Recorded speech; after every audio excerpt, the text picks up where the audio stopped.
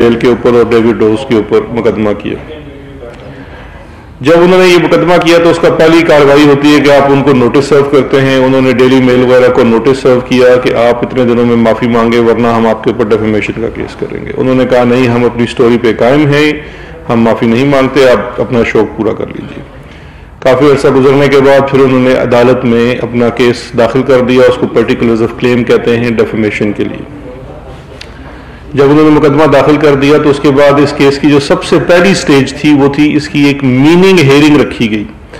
Meaning hearing जो रखी गई उसका मकसद क्या था, और मीनिंग हेयरिंग भी जो है डेली मेल के ही लॉयर्स की तरफ से इनिशिएट की गई कि पहले ये वाजे कर दिया जाए कि हमने किस चीज का जवाब देना है और किस चीज का जवाब नहीं देना।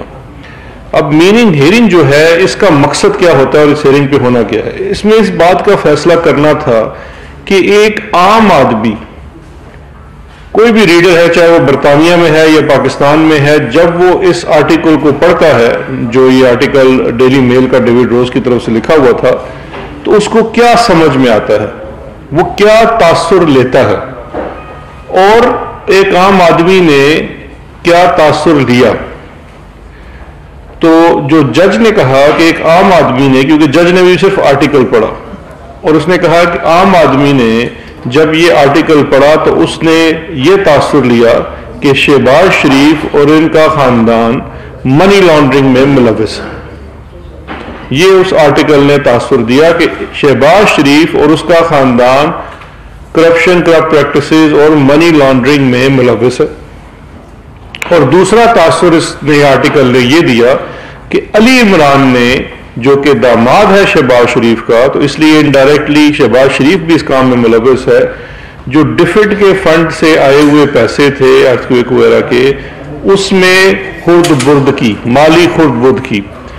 जज ने यह कहा अब ये कोई फैक्चुअल चीज नहीं हो रही, एक आर्टिकल आया, जिस तरह आप सहाफी हैं, आप कोई आर्टिकल लिखते हैं, इसकी एक मीनिंग हेयरिंग होती है पहले, और उसके अंदर यह तय किया जाता है कि इस आर्टिकल से क्या लगता है कि किसी ने अगर ये काम नहीं किया तो डेफेमेशन हुई होगी।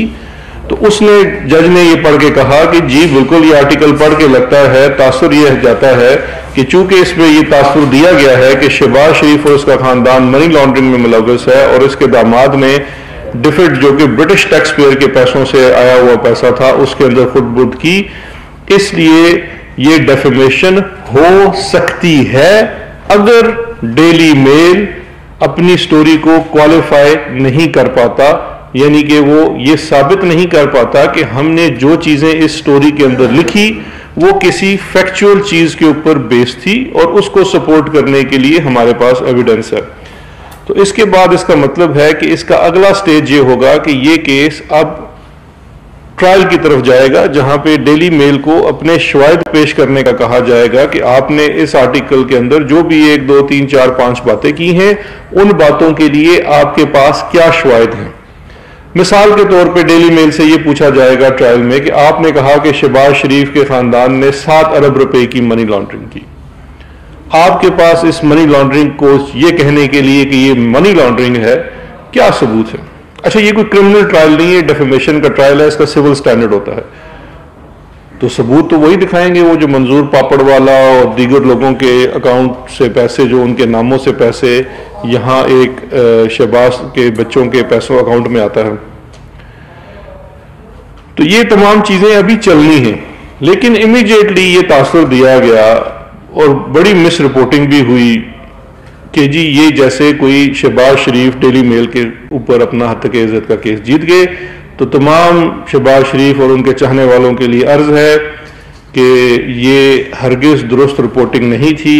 वैसे तो इसको तमाम लोगों ने जो वहाँ पे और भी मौजूद थे, मासवाए 1-2 के जो बहुत ज़्यादा मैं समझता हूँ इन्फ्लुएंस थे, उसके अलावा तो जितने रिपोर्टर्स ने रिपोर्टिंग की है उन्होंने यही की है कि जी ये मीनिंग हेयरिंग है और इसके बाद अब अगला स्टेज है इसका ट्रायल का, उसके ऊपर जाना है। तो ये सिर्फ उसका first phase of that hearing है। डेविड रोज साहब ने भी इमीडिएटली इसके बाद एक ट्वीट भी किया और उसके ट्वीट के अंदर उन्होंने 3-4 ट्वीट्स किए और उन्होंने कहा कि contrary to some Pakistani reports, today hearing in Shahbaz Sharif defamation case is strictly preliminary. The judgment sets the parameters for eventual trial. which lies in future. It determines what the court says the article means. It is not a final outcome. तो उसने भी इस चीज़ की clarity कर दी, clarification कर दी कि जो कि इसके अंदर पार्टी है, और वहाँ पे अगर रिपोर्टर कोई ऐसी गलत बात करता है तो वो तो इस वक्त एक डेफेमेशन के केस में है जिसको फेस कर रहा है, तो वो उसके खिलाफ भी जा सकता है। तो ये ऐसी कोई बात नहीं, और ये अपने वकील से पूछ के नपी तुली बात करते हैं। अब मुझे समझ नहीं आता कि ये इतना ज़्यादा गुस्सा क्यों है डेली मेल के ऊपर, मरियम साहिबा को भी और शहबाज शरीफ के ख़ानदान वादे को। ये बड़ी वाज़ेह सी बात है कि चाचू ने मनी लॉन्ड्रिंग की है, इस मुल्क का बच्चा बच्चा जानता है। अब ये जाके लंदन से उसके ऊपर मुंह लगवा के आ जाएंगे, क्योंकि चाचू जो हैं इस वक्त इंडाइट हो चुके हैं, चार्जशीट हो चुके हैं अकाउंटेबिलिटी कोर्ट लाहौर में 7 अरब रुपए की मनी लॉन्ड्रिंग के लिए, और उस केस में उनकी बेल भी रिजेक्ट हो गई है ऑनरेबल लाहौर हाई कोर्ट से। उनके साहबजादे सुप्रीम कोर्ट ऑफ पाकिस्तान से इसी केस के अंदर मुंह की खा के वापस आ चुके हैं।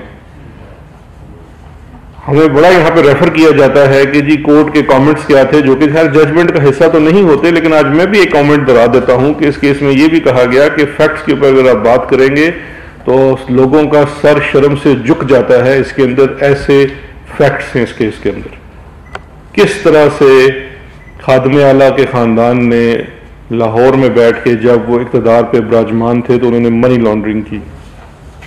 अच्छा, इसके साथ साथ क्योंकि जो मरियम नवाज साहिबा उन्होंने कहा अगर सिर्फ चाचू की बेइज्जती होगी काफी नहीं है, पापा की भी थोड़ी सी करवा लो, उन्होंने भी इमीडिएटली ट्वीट कर दिया कि इस मीनिंग हेयरिंग का मतलब ये है कि मेरे पापा बेगुनाह हैं। आज लंदन से साबित हो गया, अंदाजा कर लें, कोई ताल्लुक है इस चीज से? मोहतरमा, आपके पापा के सादिक और अमीन ना होने का मतलब झूठा और बददियानत होने का फैसला सुप्रीम कोर्ट ऑफ पाकिस्तान सादर फरमा चुकी है। रिपोर्टेड जजमेंट है सुप्रीम कोर्ट की। आप क्यों हमें मजबूर करती हैं कि हम बार बार आपको याद कराएं और कौम को याद कराएं कि ये क्या मामला थे जिसके ऊपर इनके ऊपर ये सारा चीज हो चुकी थी। अब देखिए, इनको समझ नहीं आती कि और कितने सर्टिफिकेट्स चाहिए। इस केस के अंदर फैक्ट्स बड़े सिंपल से हैं। फैक्ट्स ये हैं कि डेयरी मेल ने स्टोरी की, शहबाज शरीफ ने कहा कि जी मैं dairy mail, David Rose, Imran Khan, Shahzad Akbar इन सबको सू करूंगा। उन्होंने तो उनको डेयरी मेल वालों को सू किया। हम लोग तभी भी देखते रह गए, शायद हमें करते तो हम इस बहाने जाके इनको लंदन में बड़ा करारा जवाब देते। लेकिन फैक्ट्स जो हैं दे स्पीक फॉर देमसेल्व्स, वो तो खुद बोलेंगे इस केस के अंदर। अब मीनिंग हेयरिंग हो चुकी है, केस ने प्रोसीड होना है और इनके ऊपर जितने शवाहिद हैं वो तमाम वो पेश किए जाएंगे। और अब तो वैसे भी वो शवाहिद जो हैं पब्लिक डॉक्यूमेंट बन चुके हैं, क्योंकि इनके जो केस ये जब आप याद करें, जब ये मुकदमा फाइल हुआ उससे पहले जब ये स्टोरी फाइल हुई तो इस स्टोरी के आने के वक्त अभी तक ये मुकदमा दाखिल नहीं हुआ था। बहुत सारे शवाहिद अभी मंजरे आम पे नहीं आए थे। अब तो वो एक रेफरेंस की सूरत में जितना स्टोरी में लिखा हुआ था उससे दोगुना जो है उस रेफरेंस के अंदर लिखा हुआ है। वो रेफरेंस ही जब उठा के पढ़ लिया जाएगा अदालत के अंदर, उसमें जो तमाम गवाहियां हैं वो देखी जाएंगी तो इनको पता लग जाएगा। बड़ा सिंपल से हकाइक हैं। शहबाज शरीफ साहब ने और इनके खानदान ने 7 अरब रुपए की मनी लॉन्ड्रिंग की। किन लोगों के नाम पे की? मंजूर पापड़ वाले जैसे लोग जो बेचारे कभी लाहौर से आगे नहीं गए होंगे, वो बज़ाहिर दिखाए गए कि लंदन से इनको मिलियंस ऑफ डॉलर्स भेज रहे हैं। वो तमाम डॉक्यूमेंट से, डॉक्यूमेंट्री एविडेंस से साबित हो चुका कि वो तमाम का तमाम जालसाजी थी।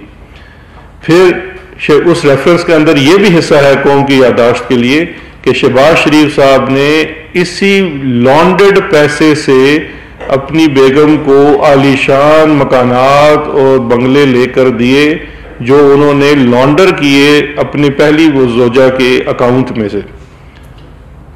ये तमाम शवाहिद इस रेफरेंस का हिस्सा हैं और 3 मुल्जमान इस केस के अंदर प्ली बारगेन भी कर चुके हैं और सुल्तानी गवाह बन गए हैं इनके खिलाफ। ये भी अदालत के रिकॉर्ड का हिस्सा है। और जो डिफेड और अर्थक्वेक वाला मामला था उसके अंदर अली इमरान जो इनका दामाद है उसके ऊपर ये कोई जुबानी जमा खर्च वाली बात नहीं है। इनको कागजों के ऊपर बहुत एतराज होता है। ये मेरे हाथ में रेफरेंस का फैसला है, ये अकाउंटेबिलिटी कोर्ट नंबर 2 का। केस का टाइटल है स्टेट वर्सेस इकराम Naveed, accountability court, reference number 24/2018। इस रेफरेंस के मुताबिक ये रेफरेंस कंक्लूड हो चुका है नवीद इकराम की हद तक। उसने कबूला है कि उसने इस फंड के अंदर कितनी खुर्द-बुर्द की और इसमें से उसने कितना हिस्सा आगे दीगर लोगों को दिया, जिसमें अली इमरान दामाद शहबाज शरीफ सर फहरिस्त है। मैं इसका पैरा नंबर 4 पढ़ देता हूं। साफ लिखा हुआ है फैसले के अंदर, 6/11/2018 को अनाउंस हुआ है फैसला। It further revealed that out of the total embezzled amount of 499 million, the accused has transferred an amount of 131 million to one Imran Ali Yusuf, son of Muhammad Yusuf, and has utilized the rest 367 million for purchase of various properties. ये तमाम properties इससे बाजियाब recover करा ली गई हैं और इससे fines भी recover करा लिए गए हैं। और इसने पूरी गवाहियां दी कि किस तरह से इसने अली इमरान को इसमें से एम्बेज़ल्ड पैसे दिए, जिनके सबूत ये मैं पहले दिखा चुका हूं। मैं ये कापी छोड़े जा रहा हूं, मेरी तरफ से आप प्लीज़ मरियम औरंगजेब को दे दीजिएगा। ये 2 चेक्स हैं अली इमरान एंड कंपनी के नाम। एक 20 मिलियन का है JS बैंक का, 6 सितंबर 2012 का। दूसरा चेक है ये 13 मिलियन का, 12 मार्च 2013 का। तो ये भी आप जरा दे दीजिएगा अभी, क्योंकि मुझे लगता है उनकी ड्यूटी फिर लगेगी आने की। तो ये इस हद तक भी ये फैक्ट्स हैं। अब इन फैक्ट्स को लेके डेफिमेशन के ऊपर जाना, अब अल्लाह खैर करे। और मेरी इस सारी प्रेस कॉन्फ्रेंस के बाद मैं एक दफ़ा फिर चैलेंज करता हूँ शहबाज शरीफ साहब को कि अगर आप में हिम्मत है तो मुझे लंदन में डेफेमेशन के लिए सू करें। मैं ये सारे कागजात लेके आपकी खिदमत में हाजिर हो जाऊंगा। हमें बड़ी शर्मिंदगी है कि चाचू चोर हैं। चाचू ने मनी लॉन्ड्रिंग की है, लेकिन अगर आपने की है तो आपको भुगतना पड़ेगा। उसी वजह से अभी आप अपना ट्रायल भुगत रहे हैं। अब इसके बाद एक दूसरी चीज़ बड़ी इंपॉर्टेंट है जो मैं आपसे बड़ी क्विकली करना चाहता हूं, वो है अभी कुछ दिन पहले मैंने आपको पाकिस्तान के अंदर, स्पेशली सूबा पंजाब के अंदर, किस तरह से इस माफिया ने अपने पैर जमाए और एक गिरोह तैयार किया जिनको सियासी सरपरस्ती दे के सरकारी वसाइल के ऊपर काबिज रखा। उसके ऊपर हमने आपको बताया कि जो ऑपरेशन हुआ, ओवरऑल तो 210 अरब रुपए की लैंड रिकवर की गई, स्टेट लैंड। उसमें से 36 लोगों की ज़मीन में मैंने आपसे डेटा शेयर किया, पब्लिकली शेयर किया। उसमें से 24 अरब रुपए की रिकवरीज हैं। उनमें से एक साहब दानियाल अजीज साहब ने 2 दिन पहले एक बड़ा 3 पीस सूट पहन के प्रेस कॉन्फ्रेंस की और कहा कि जी मैं अदालत में लेके जाऊंगा और ये है वो है, पता नहीं जो भी उन्होंने बातें की। मैं उसके भी कुछ फैक्ट्स आपसे शेयर करना चाहता हूं ताकि क्लैरिटी हो जाए। उनका भी जो शौक है कि वो अदालत में लेके जाए वो बिल्कुल पूरा कर लें। अब ये जो केस है ये 170/72 NB सिलां वाली सरगोदा की तहसील है। वहां पे लाइफ स्टॉक ब्रीडिंग स्कीम 1960 में 3/5/1960 को अनवर अजीज साहब को एक इस ब्रीडिंग स्कीम के तहत 5 या 10 रुपए के किराए के ऊपर ये ज़मीन अलॉट होती है। कोई 2300-2400 कनाल के करीब ज़मीन है। 20 साल की मुद्दत के लिए अलॉट होती है। 20 साल की मुद्दत के बाद जब ये लीज एक्सपायर हो जाती है तो 1981 के बाद तो पंजाब गवर्नमेंट उस लैंड को रिज्यूम करती है। और ये जो अलॉटी साहब थे ये 2300 कनाल के लगभग, एग्जैक्ट मैं आपको इसकी बता देता हूँ कितनी है। ये अलॉटी जो हैं ये चले जाते हैं, सिविल सूट फाइल कर देते हैं। मुझसे बेहतर आप जानते हैं कि सिविल सूट का मुकद्दर क्या होता है इस मुल्क में। उसका मतलब है कि 10 साल 15 साल तो कहेंगे नहीं। चले ये सिविल सूट चलता है और उसके बाद 1990 में फिर पंजाब गवर्नमेंट एक नई स्कीम लॉन्च करती है जिसमें ये ज़मीन दोबारा इरी को 10 साल के लिए लीज पे दे दी जाती है। जब ये 10 साल लीज की मुद्दत ख़त्म होती है तो उस वक़्त ये लैंड जो है दोबारा पंजाब हुकूमत की हो जाती है, क्योंकि ये लीज है, ये किसी सूरत में भी आपको मालकाना हकूक पे नहीं मिली। अब 2010 से लेके 2000 से लेके 2011 तक ये इसके ऊपर कोई कार्रवाई नहीं की जाती। आप बेहतर जानते हैं उस वक़्त कौन किधर था, किसके साथ था, उस वक़्त किसकी गाड़ी के आगे नाचते थे और आजकल किसकी गाड़ी के पीछे नाचते।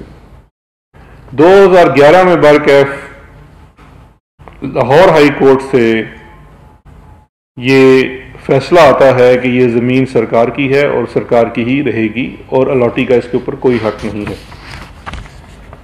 अच्छा जी, उसके बाद कोई एक्शन नहीं होता, ऐसे ही काम चलता रहता है और ये ज़मीन के ऊपर काबिज रहते हैं। सन 2018 आ जाता है, पाकिस्तान तहरीक इंसाफ की हुकूमत आ जाती है। 20/10/2018 को असिस्टेंट कमिश्नर सुलह वाली जो हैं वो, क्योंकि उनके रिकॉर्ड के मुताबिक ये सरकार की ज़मीन है, इसके ऊपर कोर्ट का फैसला भी आ चुका है, लेकिन अभी तक सरकार इसको रिज्यूम नहीं कर पाई है, तो वो इस ज़मीन को रिज्यूम करते हैं, रिकॉर्ड दुरुस्त करते हैं और 408, ये तकरीबन 4 करोड़ रुपया बनता है, तावान आयद करते हैं, क्योंकि इनके पास ये उस वक़्त नाजायज़ कब्जे में रही। तावान उसी सूरत में ऐड किया जाता है। इस फैसले के खिलाफ 2008 में 18 वाले में ये सुप्रीम कोर्ट चले जाते हैं, क्योंकि पहले हाई कोर्ट तक तो ये मामला तय पा चुका था। सुप्रीम कोर्ट में जाते हैं तो सुप्रीम कोर्ट का फैसला भी मेरे पास मौजूद है। सुप्रीम कोर्ट ऑफ पाकिस्तान जो है वो इनको, ये ऑर्डर है मुशीर आलम साहब का, और उसमें ये भी केस हार जाते हैं। इस केस की जो हेयरिंग है वो 25/10/2019 को होती है और इसमें ये पिटीशन इनकी जो डिसमिस कर दी जाती है, इनको लीव टू अपील नहीं दी जाती और ये करार दिया जाता है कि ये लैंड सरकार की है, अलॉटी का इसके ऊपर कोई हक नहीं है और ये लैंड सरकार के पास ही रहनी चाहिए। वहाँ से भी मामला ख़त्म हो जाता है। तो उसके बाद ये ज़मीन अभी भी बहक़ सरकार है। हम ये बड़े फ़ख्र से कह सकते हैं कि 2018 के बाद ये बिल्कुल सरकार के पास ज़मीन रही। अब 2 चीज़ें हैं इसके अंदर बड़ी इंपॉर्टेंट। पहली ये है कि अगर जिस तरह से दानियाल अजीज़ साहब जो भी फरमाते हैं, अगर इनका इसके ऊपर इलीगल इनकी टेनेंसी नहीं थी या कब्जा नहीं था, तो ये 4 करोड़ रुपए का जो तावान आपके ऊपर लगा हुआ है, ये किस कानून के तहत है? अगर ये तावान गलत लगा हुआ है तो आप अदालतों में जाके इसको खारिज करवा लें। ये तो एस्टैब्लिश फैक्ट है। और दूसरी ये चीज बड़ी इंपॉर्टेंट है, जो असल मकसद है हमारी इस पूरी ड्राइव का। देखिए, ये हमेशा इस मुल्क का सबसे बड़ा अलमिया ये रहा है कि इस मुल्क का सबसे ताकतवर तबका पॉलिटिकल विक्टिमाइजेशन का रोना रोता है आके। वसाइल को लूटा आपने, चीजों पे काबिज रहे आप, लेकिन आपको कोई हाथ लगाए तो आप फौरन छुई मुई का पौधा बन जाते हैं और आप कहते हैं जी हमारी पॉलिटिकल विक्टिमाइजेशन हुई है। पाकिस्तान तहरीक इंसाफ आपकी पॉलिटिकल विक्टिमाइजेशन नहीं कर रही, अवाम का हक आपसे वापस लेके अवाम की फलाह के लिए इस्तेमाल कर रही है। जब ये ज़मीन रिज्यूम कर ली गई तो इस ज़मीन के लिए रजिस्ट्रार यूनिवर्सिटी ऑफ सरगोदा की तरफ से एक रेफरेंस मूव किया गया। ये 2330 कनाल है जी ज़मीन, एग्जैक्ट इसकी है 2330 कनाल। उनकी तरफ से ये सरगोदा यूनिवर्सिटी की तरफ से आया कि वो एक नया कैंपस बनाना चाहते हैं यूनिवर्सिटी ऑफ सरगोदा का, उसके लिए ये ज़मीन दी जाए। जो डिस्ट्रिक्ट एडमिनिस्ट्रेशन है उन्होंने इस प्रपोजल के साथ एग्री किया है और सूबाई हुकूमत को भी उन्होंने ये दे दिया है और इसके ऊपर अब हम इंशाअल्लाह यूनिवर्सिटी ऑफ सरगोदा का कैंपस बनाने जा रहे हैं। तो जो इस तमाम चीज़ का मकसद है वो यही है कि ये वसाइल इनसे लिए जाएं। जिस तरह से बाकी जो लैंड निकाली गई है इन लोगों से, उसको भी गुजरावाला में एक बहुत बड़े बाअसर ग्रोह से भी ज़मीन बाजियाब कराई गई एंड शहर के वस्त में, वहाँ पे पब्लिक पार्क बना दिया गया है। इसी तरह से आपको याद होगा लाहौर में एक जगह हमने जो शेल्टर होम बनाया। तो ये तमाम अवामी फलाह के लिए ये वो चीज़ें हैं इस्तेमाल की जाएंगी। और बाकी जो लैंड है जो ऑक्शन हो सकती है, जिसकी वैल्यू बहुत ज़्यादा है, पब्लिक ऑक्शन करके मैक्सिमम प्राइस उसकी अटेन करके हम अपने वो वाले मंसूबे जो सही मानों में अवाम की फलाह बहबूद के लिए हैं उनमें खर्च किए जाएंगे, जैसे कि यूनिवर्सल हेल्थ कवरेज है। जिस तरह से खैबर पख्तूनख्वा के सूबे में तमाम शहरियों को इस वक्त हेल्थ इंश्योरेंस अवेलेबल है और वो अपना इलाज इस इंश्योरेंस के तहत करवा सकते हैं, उन्हें कोई अदायगी नहीं करनी पड़ती। ये बहुत रेवोल्यूशनरी स्टेप था। अब वही काम पूरे पंजाब में होने जा रहा है और उसके लिए ऐसे ही वसाइल, क्योंकि हमें कहीं बाहर से पैसा नहीं लेके आना, इधर से ही जो हमारे पास वसाइल मौजूद हैं इनको सही तरह से इस्तेमाल करके अवाम की फलाह के लिए इस्तेमाल करना है। बहुत शुक्रिया सर।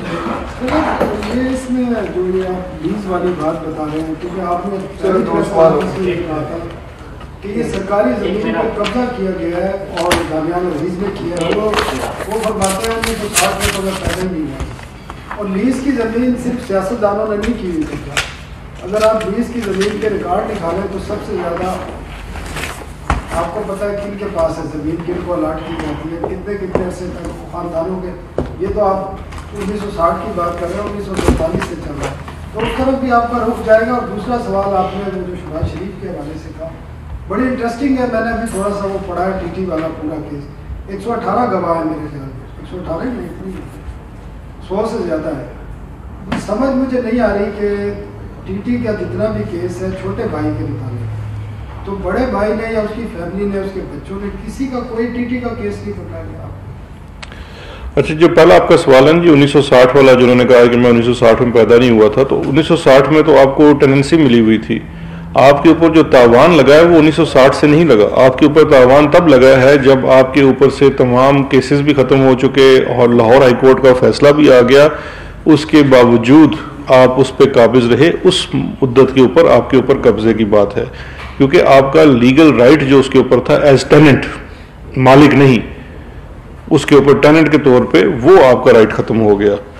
वो उसके ऊपर ये नहीं है कि आप उसका राइट नहीं रहा। दूसरी चीज़ ये है जो आपने सवाल किया शहबाज शरीफ वाला, ये जो 100 से ज़्यादा गवाह होते हैं, मैं आपको एज ए लॉयर बता सकता हूँ कि जो भी एक ट्रांजैक्शन को प्रूव करने के लिए जितने भी लोग उसमें गवाह के तौर पे चाहिए होते हैं, ये एक लीगल रिक्वायरमेंट है कि वो सारे साइट किए जाते हैं गवाह के तौर पे। लेकिन जब ट्रायल चलता है तो उस वक्त प्रोसिक्यूशन के पास ये इख्तियार होता है कि उन्होंने कितने गवाहों को एक्चुअली एग्जामिन करवाना है। बहुत सारे गवाह वो गिव अप भी कर दिए जाते हैं, जिनको आप प्रोसीजर के गवाह कहते हैं। तो एक ये चीज़ ज़रूर है कि इतने ज़्यादा गवाह हैं तो तवालत की बात आती है, लेकिन ऐसी चीज़ नहीं है। दूसरा, आपने जो बड़े भाई की टीटी का जिक्र किया, तो बड़े भाई की भी तो टीटियाँ निकली हुई हैं। उनकी टीटियाँ चौधरी शुगर मिल पे उन बड़े भाई की टीटियाँ हैं। चौधरी शुगर मिल का जो केस है उसके अंदर भी टीटीज़ हैं, बिकॉज ये टीटी वाला काम ये कोई पहली दफ़ा नहीं हुआ। टीटी वाला काम अगर आप याद करें तो जो हुदैबिया पेपर मिल है उसके अंदर भी यही तरीका अपनाया गया मनी लॉन्ड्रिंग करने के लिए। वक्त के साथ साथ इन्होंने अपने हैंडलर्स बदल लिए। मिसाल के तौर पे जिस वक्त ये हुदैबिया पेपर मिल की टीटियाँ और मनी लॉन्ड्रिंग होती थी, उस वक्त अरस्तू जो था उसका नाम था इसाक डार, और जब दोबारा ये शहबाज शरीफ ख़ानदान की टीटियाँ हुई तो उस वक्त ख़ानदान में एक नया अरस्तू पैदा हुआ, ऑक्सफोर्ड से पढ़ के आया था, उसका नाम है सलमान शहबाज। तो हैंडलर्स बदलते रहे हैं। तरीका वारदात अल्लाह के फजल से बड़ा कंसिस्टेंट रहा है कि भाई काला धन सफ़ेद करना है। दूसरा सवाल सर, सिर्फ सियासतदानों ने नहीं है, आपके जो मिलिट्री वाले हैं उन्होंने तो सड़कें तक नहीं छोड़ी, पार्क तक नहीं छोड़े, वो तो लीज भी नहीं करते। देखें, आपका जो पर्सनल बाइस है वो असाइड, जितने भी चीजें हैं, अब जवाब सुन लेना, बाकी लोगों को भी साल से कब्जा किया हुआ है ग्रीन बेल्ट और देखें, जिस रोड की आप जिक्र कर रहे हैं वो इंशाल्लाह माशाल्लाह हमारे ही दौर में क्लियर हुआ है, और माजरा रोड के ऊपर भी रोड को क्लियर किया है, तो थोड़ा सा हमें क्रेडिट भी दें सनाला साहब। अच्छा जी सर, मरियम औरंगजेब साहब मैंने तस्वीर दिखाई है और कहा है कि बरतानी साथी से खबर आपने लगवाई है, आपको गुजरात को पार्टी नहीं बनाया गया केस में, क्या ये इत्तेफाक है कि उस साथी का बंगाला में आना जाना रहा है? और दूसरी बात यह है कि सर लाहौर में कब्जा माफिया के खिलाफ कार्रवाई हुई है, इस्लामाबाद में भी 3 MPO के तहत भी गिरफ्तारियां की गई हैं।